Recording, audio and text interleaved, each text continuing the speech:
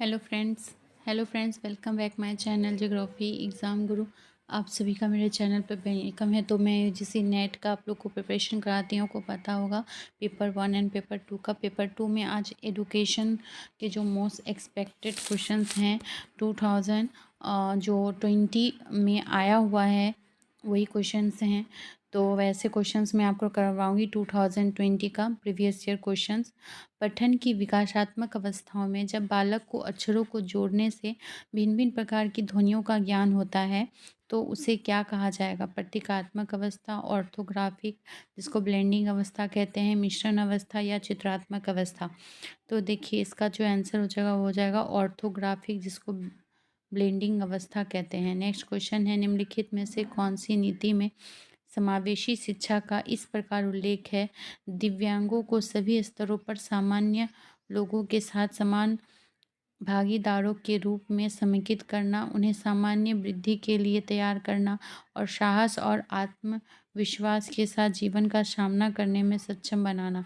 ठीक है, तो ये क्या है? सबके लिए शिक्षा संबंधी वैश्विक घोषणा है, भारतीय पुनर्वास परिषद अधिनियम, राष्ट्रीय शिक्षा नीति या निःशक्त बच्चों के लिए समेकित शिक्षा योजना।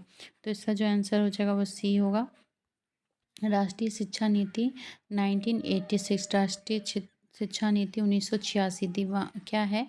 राष्ट्रीय शिक्षा नीति 1986 में समावेशी शिक्षा का इस प्रकार उल्लेख है, दिव्यांगों को सभी स्तरों पर सामान्य लोगों के साथ समान भागीदारों के रूप में समेकित करना, उन्हें समान वृद्धि के लिए तैयार करना, साहस और आत्मविश्वास के साथ जीवन का सामना करने में सक्षम बनाना। तो ये इसका हो जाएगा 1986 का है। सर्व शिक्षा अभियान SSA ने निम्नलिखित में से क्या अपनाया? संसाधन कक्षा नीति ना होना, निरस्ता नीति ना होना, स्वीकृति नीति का ना होना या गृह आधारित शिक्षा नीति का ना होना। तो इस क्वेश्चन का जो आंसर हो जाएगा वो क्या होगा? निरस्ता नीति का ना होना। राष्ट्रीय शिक्षा नीति सर्व शिक्षा अभियान SSA ने निरस्ता नीति ना होना को अपनाया। नेक्स्ट है, दिव्यांगजनों के अधिकारों से संबंधित संयुक्त राष्ट्र अभिसमय UNCRPD रिपोर्ट में कौन से अनुच्छेद में शिक्षा के अधिकारों पर चर्चा की गई है? किसमें की गई है? तो देखिए इस क्वेश्चन का जो आंसर है, दिव्यांगजनों के अधिकारों से संबंधित संयुक्त राष्ट्र अभिसमय जिसको बोलते हैं UNCRPD रिपोर्ट में अनुच्छेद 24 हो जाएगा। ठीक है, अनुच्छेद 24 में शिक्षा के अधिकार पर चर्चा की गई है। नेक्स्ट क्वेश्चन है, CWSN विशेष आवश्यकता वाले बच्चे की शिक्षा के लिए SSA में यथा निर्धारित समावेशी शिक्षा की अवधारणा किस पर आधारित है?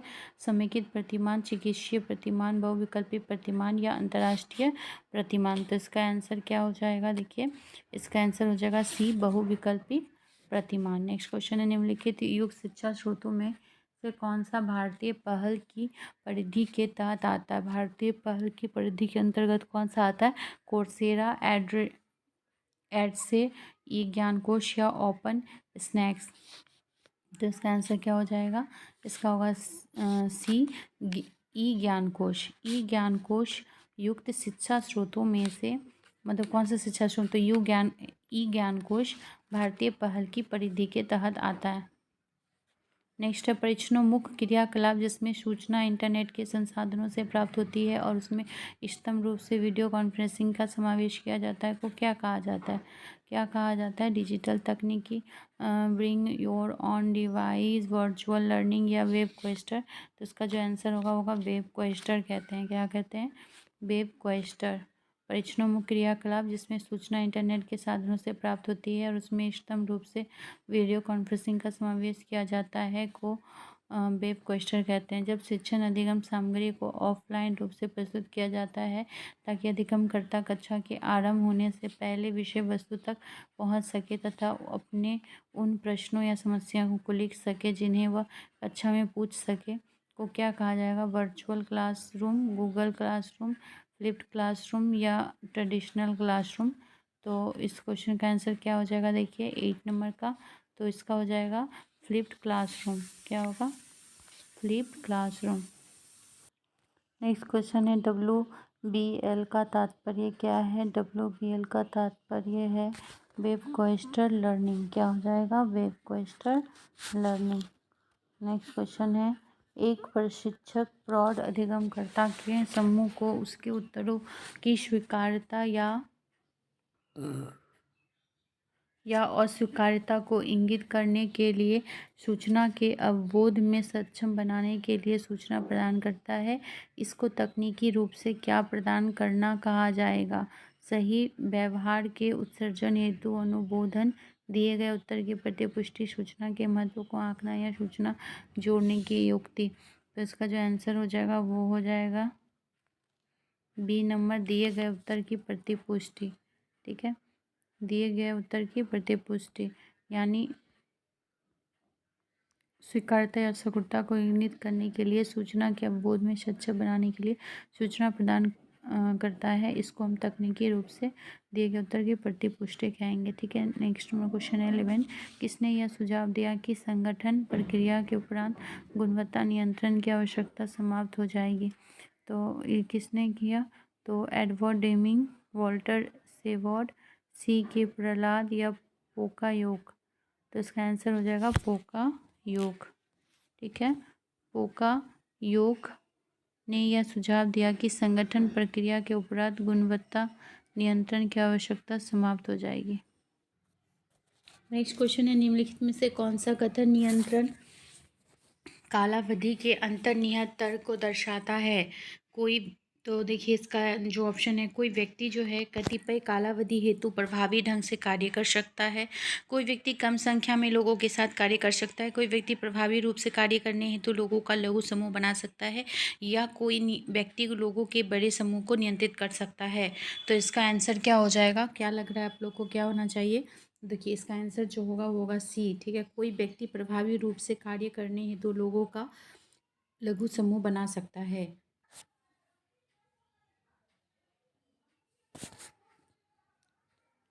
नेक्स्ट क्वेश्चन है, नौकरशाही प्रबंधन की प्रमुख सीमा है।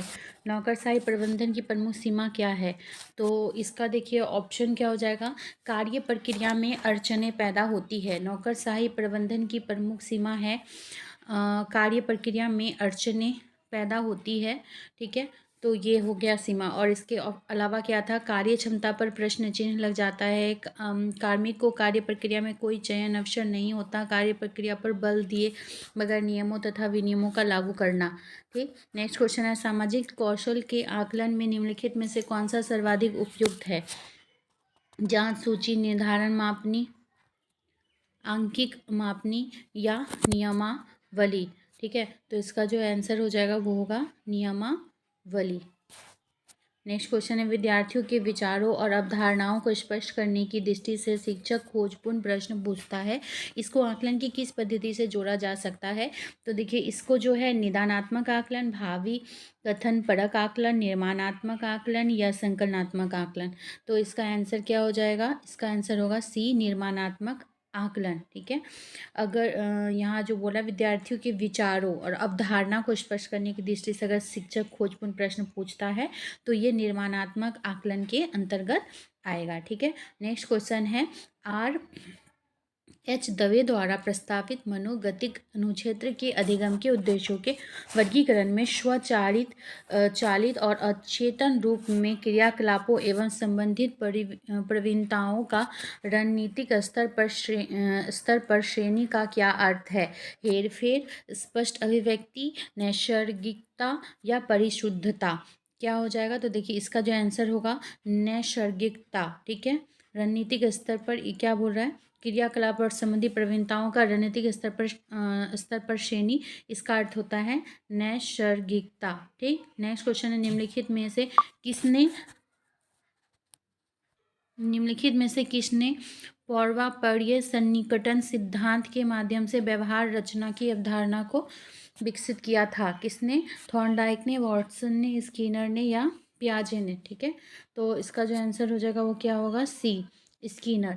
स्किनर ने पौर्वापर्य सन्निकटन सिद्धांत के माध्यम से व्यवहार रचना की अवधारणा को विकसित किया। हाँ, नेक्स्ट क्वेश्चन है, निम्नलिखित में से कौन सी योजनाएं समग्र शिक्षा में प्रतिधारिता की गई?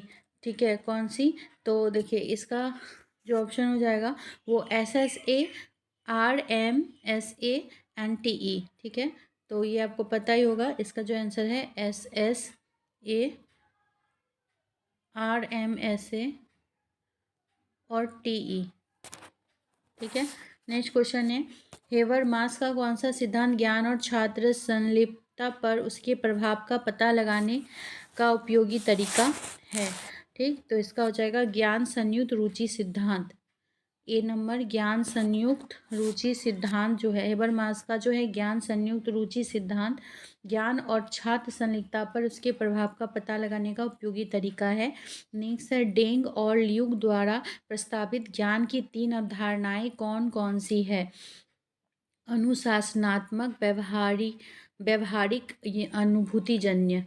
तो क्या हो जाएगा? तो इसका जो आंसर होगा, ये होगा ए, अनुशासनात्मक, व्यवहारिक और अनुभूतिजन्य। डेंग और सॉरी डेंग और ल्यूक द्वारा जो है प्रस्तावित ज्ञान की 3 जो अवधारणाएं हैं, उसमें है, पहला है अनुशासनात्मक, व्यवहारिक और अनुभूतिजन्य, ये 3 है। नेक्स्ट क्वेश्चन है, निम्नलिखित में से कौन सी संस्था भारत में विद्यालयी शिक्षकों की व्यावसायिक वृद्धि के लिए प्रत्यक्ष रूप से उत्तरदायी है? तो इसका देखिए कौन सी संस्था है, ऑप्शन आप देख पा रहे हो, इसका हो जाएगा सी, NCERT। ठीक है, NCERT, ये जो है जिम्मेदार है। नेक्स्ट है, गुणात्मक शोध की कौन सी पद्धति, ठीक, भाषा और उन अर्थों पर बल देती है जो ज्ञान और व्यवहार के सृजन और स्वरूप के उद्देश्य से आलेखित की जाती है? ठीक है, प्रवचन विश्लेषण, आख्यानात्मक शोध, प्रवृत्ति विश्लेषण या आधारिक सिद्धांत? तो इसका जो आंसर होगा ए, प्रवचन विश्लेषण। प्रवचन विश्लेषण, गुणात्मक शोध की प्रवचन विश्लेषण जो है भाषा और अर्थों पर बल देती है। किस पे देती है? भाषा और अर्थों पर, जो ज्ञान और व्यवहार के सृजन एवं स्वरूप के उद्देश्य से आलेखित की जाती है। ठीक है, नेक्स्ट है, निम्नलिखित तालिका में से एक शोध परियोजना में छात्रों के 4 समूहों का भर्ता विशल यानी अनोवा, जिसको बोलते हैं, अनोवा का हिंदी होता है भर्ता विशल अनोवा हेतु परीक्षण का संक्षेप सार है। तो देखिए यहाँ क्या हुआ, चरता का स्रोत दिया है, एस वर्णों का योग यहाँ दिया हुआ है, DF स्वतंत्रता का स्तर दिया हुआ है, वर्गों का मध्यमान दिया हुआ है, समूह के मध्य परस्पर और समूह के भीतर उपरोक्त आंकड़ों के लिए F का मान क्या होगा? तो देखिए उपरोक्त के लिए जो F का जो मान होगा वो क्या होगा? ऑप्शन सी, 23.33 या 7.62। ठीक है, सी होगा। नेक्स्ट क्वेश्चन है, एक अध्यापक यह पाता है कि उसके एक स्वनिर्मित परीक्षण हेतु प्राप्तांकों के वितरण में सकारात्मक रूप से एक और धनात्मक सुझाव है।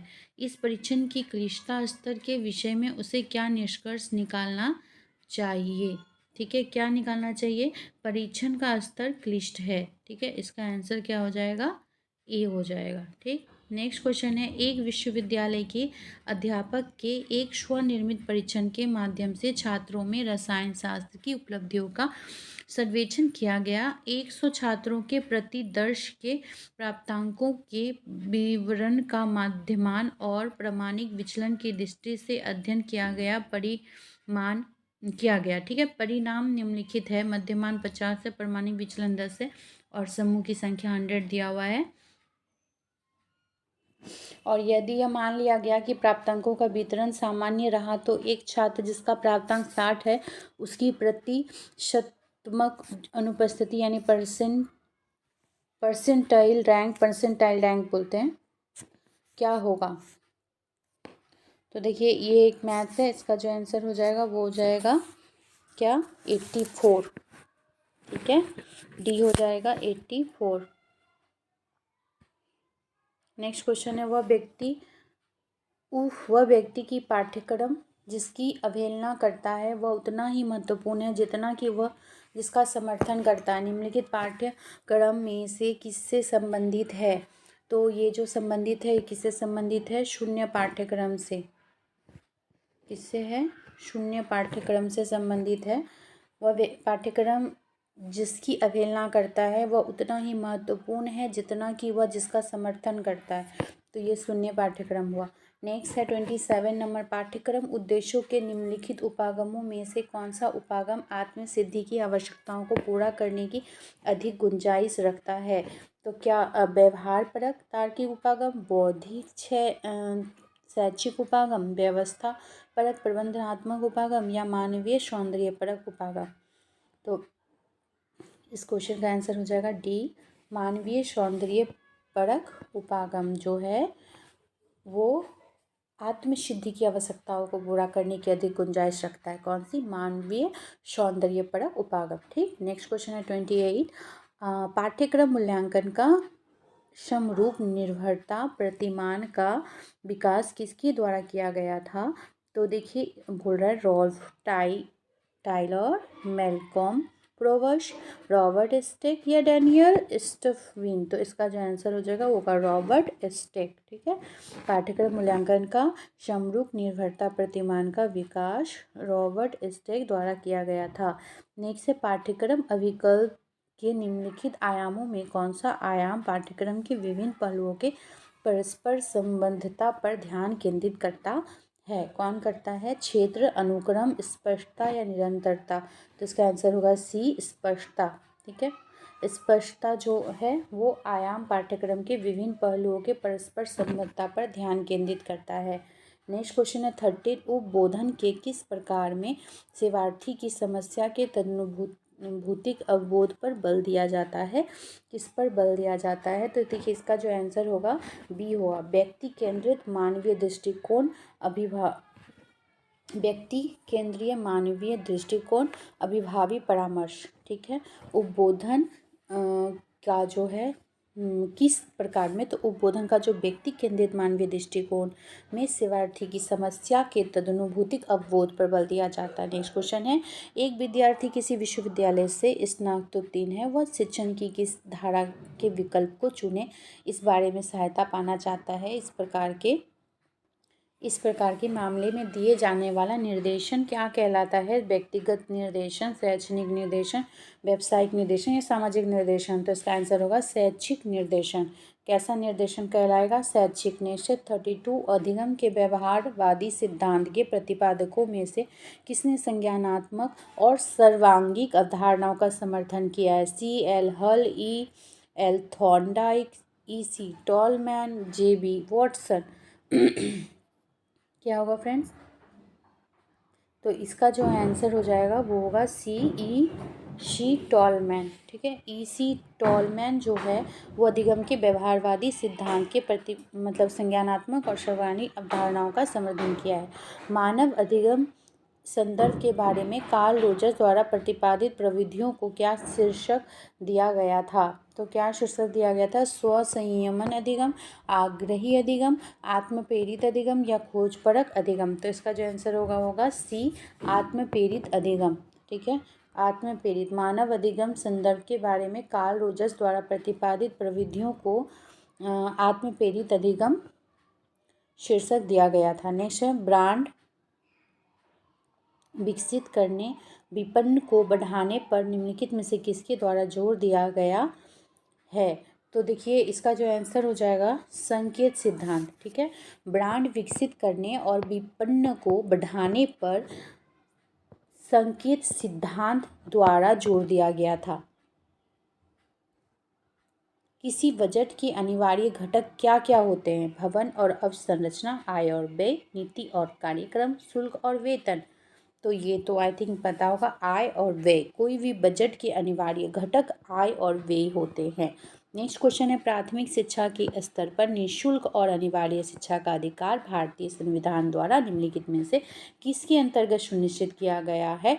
तो देखिए किसके अंतर्गत ये सुनिश्चित किया गया है? इसका होगा अनुच्छेद 21A 2002। अनुच्छेद 21A 2002 प्राथमिक शिक्षा के स्तर पर निःशुल्क और अनिवार्य शिक्षा का जो अधिकार है भारतीय संविधान द्वारा अनुच्छेद 21A 2002 के द्वारा सुनिश्चित किया गया है। ठीक, नेक्स्ट क्वेश्चन है, निम्नलिखित में से किसकी सिफारिश के परिणाम स्वरूप डायट की स्थापना की गई थी?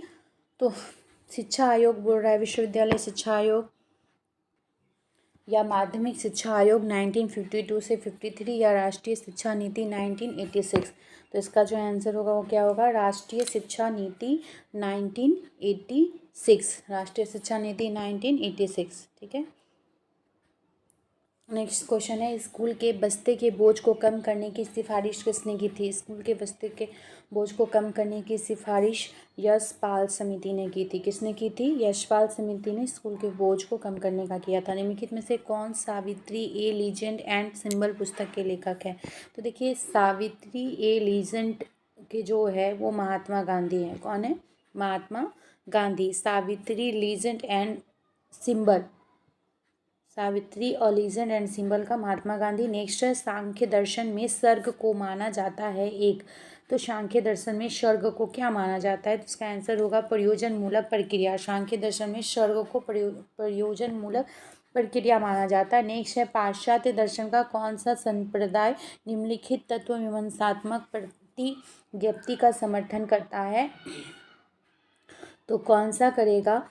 तो चूंकि विश्व का अस्तित्व हमसे स्वतंत्र है, वह इन ऐसे नियमों द्वारा शासित होता है जिन पर हमारा नियंत्रण कम है, इसलिए इसके अनुरूप बनने के लिए विश्व के बारे में कतिपय अवश्यभावी बातों को जान लेना आवश्यक है। ये कैसा है? विचारवाद है, प्रयोजनवाद है, अस्तित्ववाद है या यथार्थवाद है?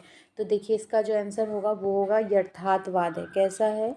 ये जो यथार्थवाद ही कहता है कि विश्व का जो अस्तित्व है हमसे स्वतंत्र है। ठीक है, यथार्थवाद वह ऐसे नियम द्वारा शासित होता है जिस पर हमारा नियंत्रण कम है। ठीक है, इसलिए इसके अनुरूप बनने के लिए विश्व के बारे में कतिपय अवश्यभावी बातों को जान लेना आवश्यक है। ये अर्थातवाद का है। नेक्स्ट है, एनसीएफ 2005 के अनुसार पाठ्यक्रम विकास के प्रमुख मार्गदर्शक सिद्धांतों में शामिल है। तो पहला है, विद्यालय से बाहर के जीवन से शिक्षा को जोड़ना, अधिगम को रटन विधि से अलग किया जाना सुनिश्चित करना। सी में है, पाठ्य पुस्तकों से आगे ले जाकर पाठ्यक्रम को समृद्ध बनाना, दिव्यांगता के चिकित्सीय प्रतिमान के साथ इंटरफेसिंग।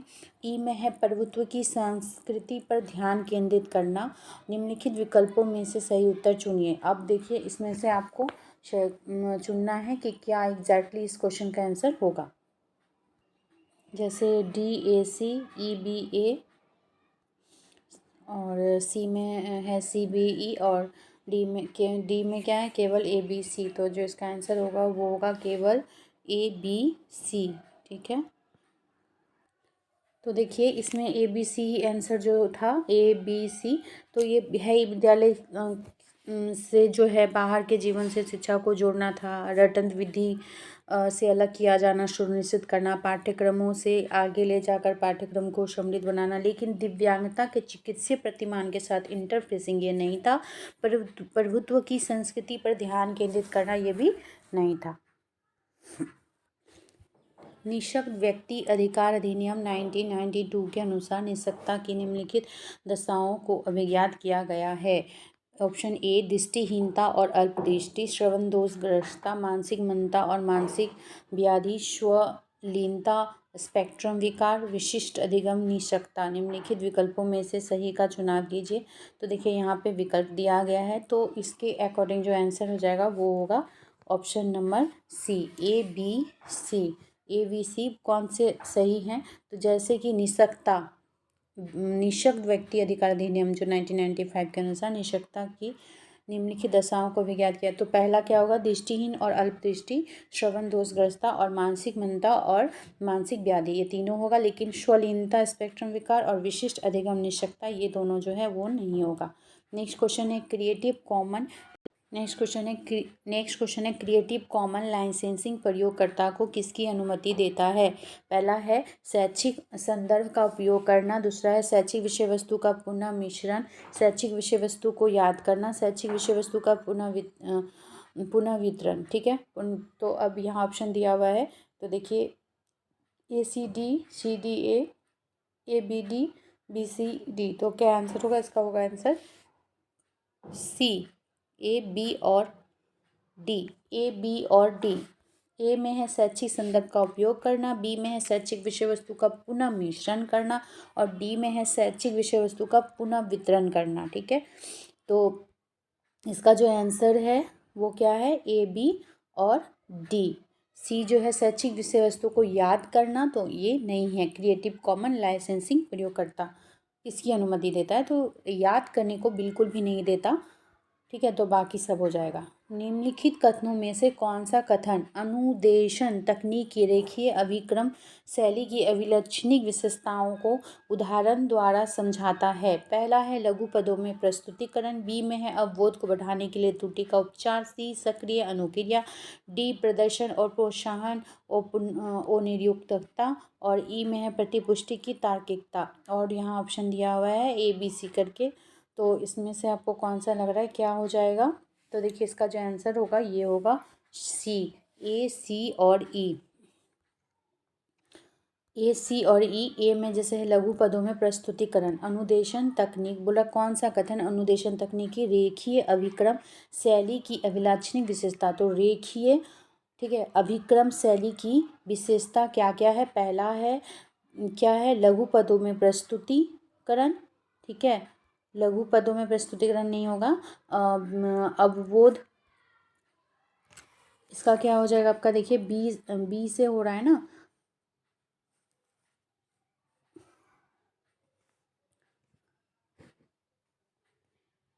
ए, हाँ सही है, ए सी और ई है। तो ए में आपका क्या है? ए में है लघु पदों में प्रस्तुतिकरण पहले होगा, उसके बाद सक्रिय अनुक्रिया होगा, और फिर प्रतिपुष्टि की तत्कालिकता, ठीक है, ये हो जाएगा। नेक्स्ट, निम्नलिखित कथनों में से किसके माध्यम से अनुदेशन अभिकल्प के लिए रचनावादी सिद्धांत का प्रभाव परिलक्षित होता है? ठीक है, अनुदेशन अभिकल्प को विशिष्ट अधिगम परिणाम संबंधित होना चाहिए।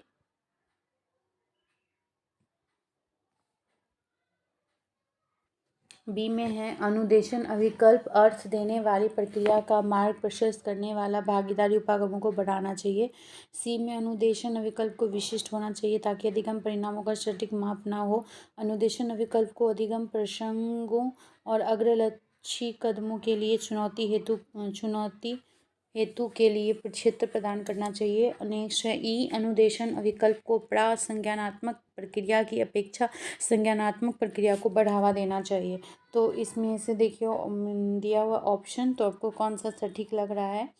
तो देखिए इसमें जो सही है NTA UGC नेट के अकॉर्डिंग, तो वो है बी और डी, ठीक है, बी और डी हो जाएगा 46 का।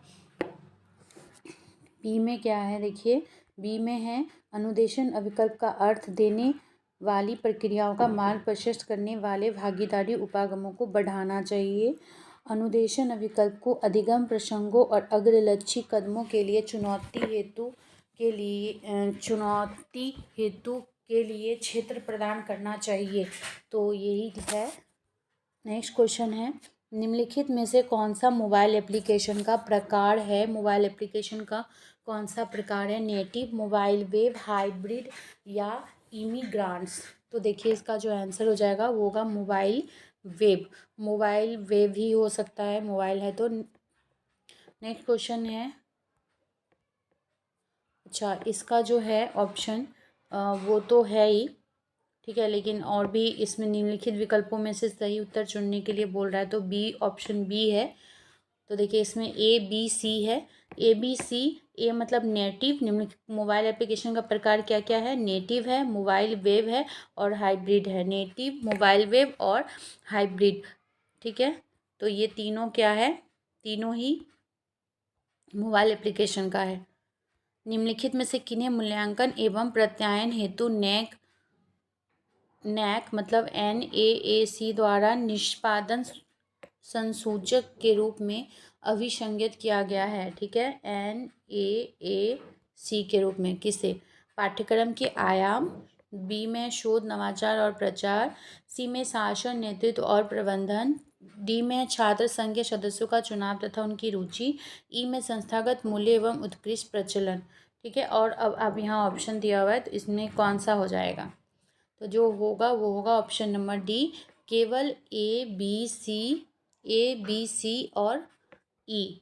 ठीक है, तो जो डी है वो सिर्फ नहीं होगा। छात्र संघ के सदस्यों का चुनाव तथा उनकी रुचि, ये नहीं होगा। और बाकी सभी बोल रहा है कि किन्हें मूल्यांकन एवं प्रत्यायन हेतु न्यायिक द्वारा निष्पादन संसूचक के रूप में अभिसंज्ञित किया गया है। तो पाठ्यक्रम का जो आयाम है, पाठ्यक्रम के आयाम शोध और नवाचार तथा प्रसार, शासन, नेतृत्व तथा प्रबंधन, और उसके बाद संस्थागत मूल्य और उत्कृष्ट प्रचलन। ठीक है, ये सारा होगा। नेक्स्ट है शिक्षण एक व्यवसाय के रूप में वर्णन के लिए निम्नलिखित में से कौन सा कथन सर्वाधिक उपयुक्त है।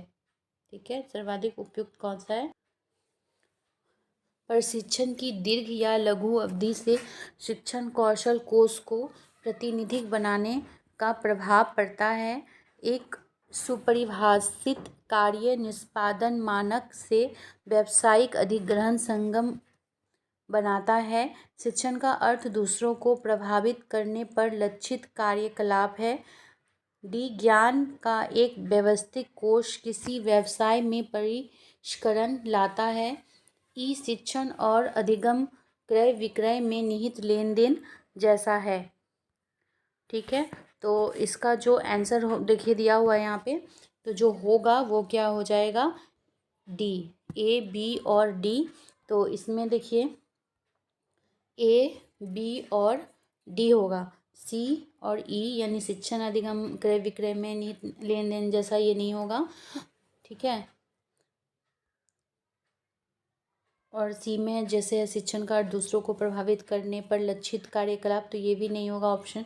तो क्या होगा, प्रशिक्षण की दीर्घ या लघु अवधि से शिक्षण कौशल कोष को प्रतिनिधिक बनाने का प्रभाव पड़ता है। एक सुपरिभाषित कार्य निष्पादन मानक से क्या होता है, व्यावसायिक अधिग्रहण संगम बनता है। और डी ज्ञान का एक व्यवस्थित कोष किसी व्यवसाय में परिष्करण लाता है। तो ये हो जाएगा।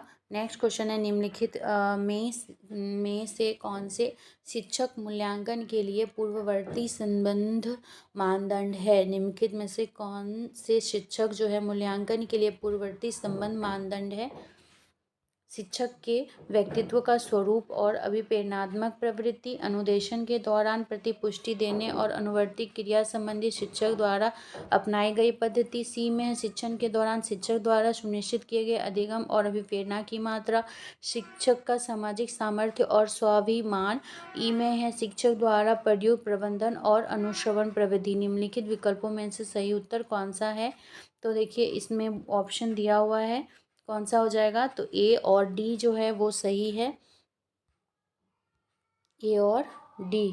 ठीक है, ए में डी में है शिक्षक का सामाजिक सामर्थ्य और स्वाभिमान, और ए में शिक्षक के व्यक्तित्व का स्वरूप और अभिप्रेरणात्मक प्रवृत्ति। ठीक है, ये शिक्षक के मूल्यांकन के लिए पूर्ववर्ती संवर्धन मानदंड है। पूर्ववर्ती तो शिक्षक का जो व्यक्तित्व का स्वरूप और अभिप्रेरणात्मक प्रवृत्ति, ये पूर्व का ही होगा, और शिक्षक का सामाजिक सामर्थ्य और स्वाभिमान। ठीक है, नेक्स्ट है निम्नलिखित में से कौन से कार्यक्रम सेवारत शिक्षा की गुणवत्ता में सुधार से संबंधित है।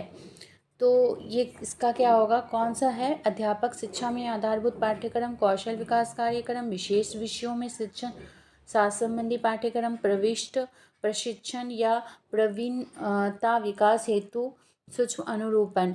और यहाँ विकल्प दिया हुआ है। तो इसका जो आंसर है वो मैं आपको इस वीडियो में नहीं बताऊंगी, नेक्स्ट वीडियो में इसका क्वेश्चन 51 से 100 क्वेश्चन कराऊंगी। एक वीडियो में जो है काफ़ी बड़ा हो जाता है, तो मैं इसमें आपको 2020 का अक्टूबर का 50 क्वेश्चंस कराई हूँ, और यूजीसी नेट के अकॉर्डिंग ये ऑप्शंस भी मैं आपको बताई हूँ। और नेक्स्ट वीडियो में मैं आपको जो है 50 क्वेश्चन कराऊंगी। आई थिंक जो है एक बार आप सुनोगे तो आपका रिवाइज हो जाएगा। प्रीवियस ईयर क्वेश्चन देखना बहुत ज़रूरी होता है। तो चलिए friends, thank you very much.